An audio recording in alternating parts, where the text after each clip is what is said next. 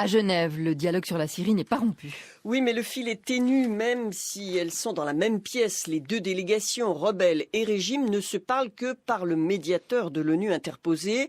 Les discussions devraient aboutir cependant aujourd'hui à un accord pour des couloirs humanitaires. Apporter de la nourriture, des médicaments, de quoi se chauffer à des milliers de Syriens assiégés dans des quartiers bombardés, notamment à Damas et à Homs.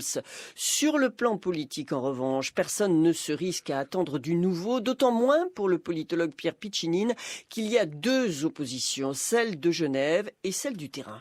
Il y a eu véritablement des efforts énormes de la part de la coalition nationale syrienne pour trouver des consensus.